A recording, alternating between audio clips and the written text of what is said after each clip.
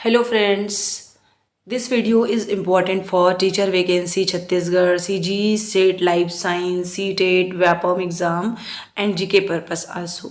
तो let's start. हमारा पहला टॉपिक है उत्सर्जन और परासरण नियमन के अंतर्गत देखते हैं पहला प्रश्न, वृक्कों में ग्लूकोज का शोषण मुख्य रूप से होता है। तो ये चार ऑप्शन दिए हुए हैं, इसमें से सही ऑप्शन है नलिका के अग्रस्त भाग के द्वारा जो किडनी में ग्लूकोज का एब्जॉर्प्शन होता है उसके बारे में है। दूसरा प्रश्न, डाईयूरेसिस अवस्था जिसमें क्या बढ़ जाती है, जिसमें बढ़ जाती है मूत्र की मात्रा, डाईयूरेसिस बोलते हैं उसको। ग्रीनलैंड का कार्य उत्सर्जन है। ये ग्रीनलैंड कहाँ किसमें पाई जाती है, तो ये है क्रेफिश में।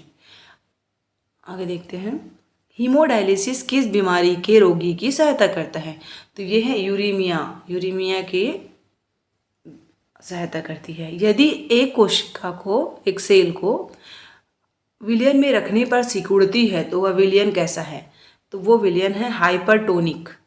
कैसा विलयन है वो, हाइपरटोनिक। आगे चलते हैं, वेसोप्रेसिन का संश्लेषण होता है पश्च पिट्यूटरी में। जलीय जंतु नाइट्रोजन उत्सर्जी पदार्थों को किस रूप में बाहर छोड़ते हैं, अमोनिया के रूप में बाहर छोड़ते हैं। जैसे कि फिश हो गई जलीय जंतु, तो वो अमोनिया के रूप में, जबकि हमारे शरीर में भी अमोनिया बनता है लेकिन हम अमोनिया के रूप में नहीं छोड़ सकते। वो किडनी लीवर में जाने के बाद में यूरिया में बदल जाता है और यूरिया फिर ब्लड के द्वारा किडनी में जाता है और किडनी उसको मूत्र के मार्ग से बाहर निकाल देता है, छान करके ब्लड से उसको अलग करके। तो इस प्रकार से अलग होता है सामान्य में और जलीय जंतुओं में नाइट्रोजन का उत्सर्जन। शरीर में उत्सर्जी पदार्थों को कृत्रिम रूप से बाहर करना कहलाता है हीमोडायलिसिस। मूत्र के सांद्रण हेतु उत्तरदायी होता है हेनले लूप। वृक्कों की क्रियात्मक इकाई होती है नेफ्रॉन। रुधिर प्लाज्मा का पीएच मान होता है 7.4। वृक्क के ऊपरी सिरे क्या होते हैं, अधिवृक्क ग्रंथियां। अब ये जो प्रश्न है वो है तंत्रिकी समन्वय एवं ग्राही अंग से।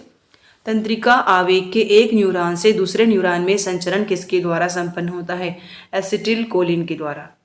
लेक्रामाइल ग्रंथियों का कार्य है अश्रु का श्रावण। दृष्टिपटल में फोबिया सेंट्रलिस पर किसका संवेदन होता है, रंगीन प्रकाश का।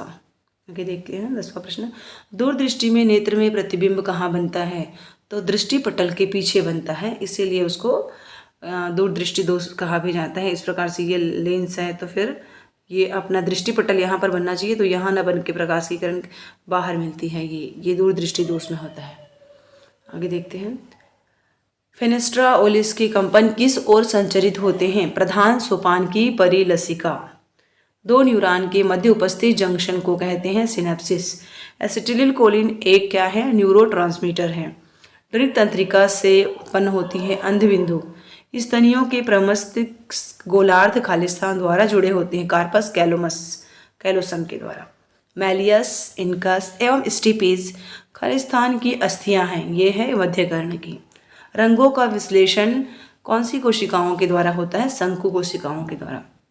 अगला जो प्रश्न है वो है हार्मोनल नियंत्रण एवं समन्वय से लेडिंग कोशिकाएं कहाँ पाई जाती है, वृषण में।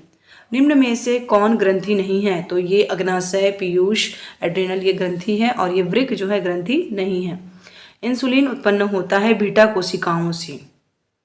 मनुष्य में पैराथ हार्मोन की कमी से कौन सा रोग होता है, हाइपोकैल्सीमिया। ऑक्सीटोक्सिन का स्रावण कहाँ से होता है, ये है पिट्यूटरी से होता है।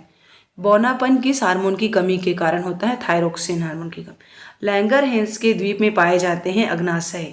सीबेसियस ग्रंथियां पाई जाती हैं स्तनियों की अधिक चर्म में। त्वचा का पिगमेंटेशन श्रावण किसकी सहायता के कारण होता है, मेलेनोसाइट्स से।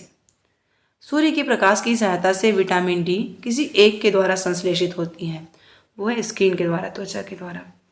मास्ट कोशिकाएं श्रावण करती है हिस्टामिन, हिपेरिन, सीरोटोनिन और ये तीनों।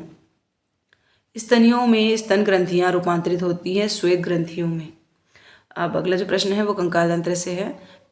कान में कर्ण अस्थियों का क्रम है, तो इसका आंसर जो है मैंने छोड़ दिया है, आगे बताऊंगी आपको।